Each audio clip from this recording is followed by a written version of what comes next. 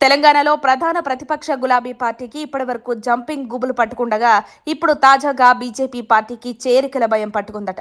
దీంతో తెలంగాణలో అధికార కాంగ్రెస్ లోకి మళ్లీ వలసలు ఊపందుకోనున్నట్లు తెలుస్తోంది. అయితే ఈసారి బీఆర్ఎస్ నుండి కాకుండా బీజేపీ వంతు వచ్చేసింది. మొన్నటి వరకు రాష్ట్రంలో నాటి కేసీఆర్ ప్రభుత్వానికి ప్రత్యామ్నాయం తామే అంటూ తెలంగాణ ప్రజలు బీజేపీ వైపే ఉన్నారంటూ, దీంతో అధికారంలోకి వచ్చేది మేమే అంటూ బీజేపీ నేతలు ప్రకటనలు ఇచ్చారు. కానీ బీజేపీకి అధికారం కాదు కదా, ప్రతిపక్ష హోదా కూడా దక్కలేదు.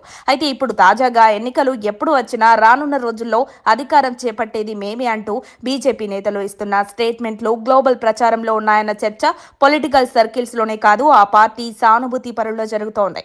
ఇక బీసీ సీఎం నినాదంతో తెలంగాణ అసెంబ్లీ ఎన్నికల బరిలో దిగిన బీజేపీ తెలంగాణలో సింగిల్ డిజిట్ తో 8 స్థానాలకు పరిమితమైంది.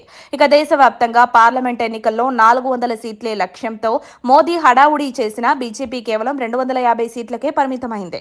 తెలంగాణలో జరిగిన లోక్సభ ఎన్నికల్లోనూ డబుల్ డిజిట్ పార్లమెంట్ స్థానాలు సాధిస్తామని చెప్పుకున్న కమలం నేతలు 8 స్థానాలే దక్కించుకున్నాయి. దీంతో గత ఎన్నికలే రాష్ట్ర బీజేపీలో కొత్త కుంపటి రగిలించాయి. కొత్త పాత నేతల పంచాయతీ పీక్ స్టేజ్ కి చేరి పార్టీకి నేతలు దూరం అవ్వడానికి కారణమైందన్న ప్రచారం జరుగుతోంది. రాష్ట్రంలో అధికార కాంగ్రెస్ కు ప్రత్యామ్నాయం మేమే అని హడావిడి చేసిన కాషాయ పార్టీ ఎప్పటికప్పుడు బొక్కాపోర్లా పడుతూనే ఉంది. ఇప్పటికే కొత్త పాత నేతల పంచాయతీ రాష్ట్ర బీజేపీలో సైలెంట్ గా ముదురుతోంది. ఇక గత ఎన్నికల్లో ఊహించని వారంతా గెలుస్తారని అనుకున్న నేతలంతా ఓటమి పాలయ్యారు. ఒక్క రాజాసింగ్ మినహాయిస్తే ఏలేటితో సహా మిగతా 7 పార్టీకి సంబంధం లేని కొత్తవారే. ఇక పార్లమెంటు సభ్యుల పరిస్థితి కూడా అలాగే కనిపిస్తోంది. విజయం సాధించిన 8 మంది ఎంపీల్లో 2 కేంద్ర మంత్రులుగా ఉన్న కిషన్ రెడ్డి, బండి సంజయ్ మినహా అందరూ పార్టీకి కొత్తవారే. అలా గెలిచిన వారిని కూడా రాష్ట్ర నాయకత్వం నిలబెట్టుకుంటుందా లేదా అనే అంశం పొలిటికల్ సర్కిల్స్ లో చర్చ జరుగుతోంది.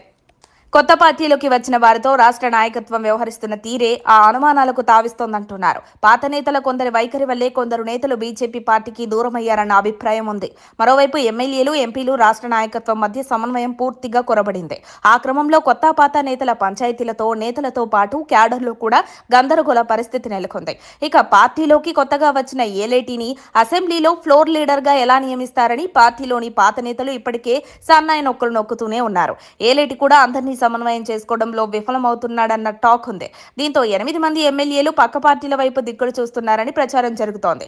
అటు కొత్త పాత నేతల పంచాయతీ ఎంపీలు, ఎమ్మెల్యేలు వర్సెస్ రాష్ట్ర నాయకత్వం మధ్య గ్యాప్ కి కారణమైంది.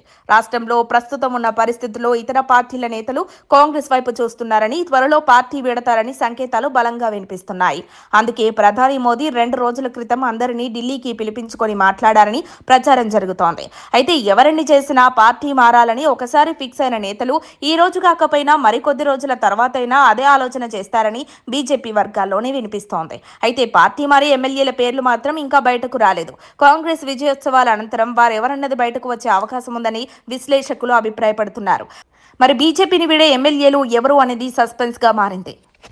అప్డేట్స్ కోసం మా కాయ్ టీవీని సబ్స్క్రైబ్ చేసుకోండి. మా వీడియో కనుక మీకు నచ్చినట్లయితే లైక్ చేయండి, షేర్ చేయండి. మీ విలువైన అభిప్రాయాలను కామెంట్ బాక్స్లో తెలియజేయండి.